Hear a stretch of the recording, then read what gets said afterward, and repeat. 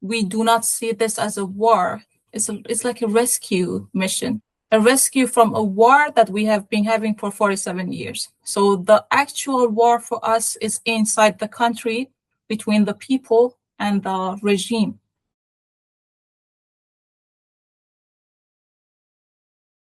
Shouldn't be used to protect such a regime that kills and represses its own people. In Iran, we do not have a government that affects the will of the people, and it is not a nation-state system. At the same time, many of the politicians making this argument have been linked to lobbying networks connected to the Islamic regime. So their position is often limited to condemning any action against it. So for me, the debate is not only legal, it is also political and selective in how international law is applied.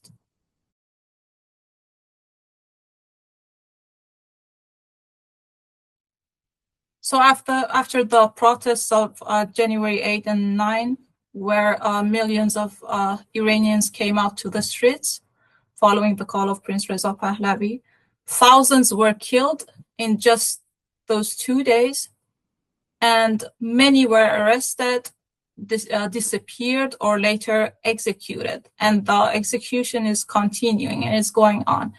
Even people who tried to help the injured protesters, like doctors or nurses, have been arrested, tortured, and in some cases executed. 2 nurses in Iran were arrested just for treating protesters and were severely tortured and sexually abused. In another recent case, a nurse named Saleh Akbari was abused even after the death. And what they did, the IRGC forces, they took a picture of the dead, sending to her husband, saying that, yeah, we're touching this and that of your wife after we abused and killed her, which caused the husband to kill himself, to try to do a suicide. This is what's going on in the country.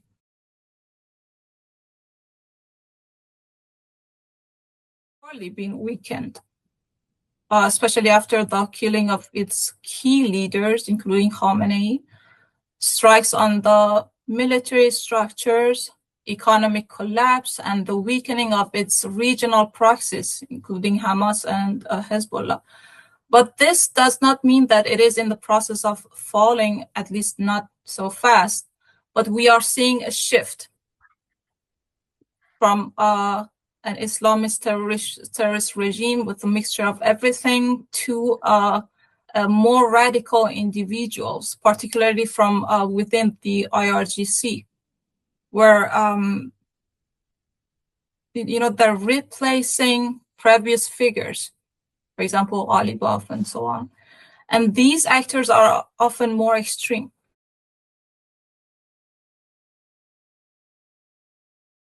First, for example, by providing satellite internet. You know probably that it's been now weeks that the people of Iran have no access to internet. So by providing satellite internet, supporting independent Persian media, and helping document human rights abuses for future accountability. Second, by using legal tools like universal jurisdiction to hold those responsible for serious crimes accountable. Third, by making sure any agreement with the regime includes real guarantees to stop internal repression. Otherwise, the regime just uses deals with to strengthen itself. Also, diplomatic channels should not be used for regime lobbying and embassy activities that serves that purpose. So the embassies, the Islamic regime embassies, should be closed or must be closed. At the same time, the West should engage with the Iranian civil society and opposition groups that support non-violent change and democracy. Finally, in transition, and the period of transition of, in any country that has been having an experience of a revolution, just like us, leadership matters.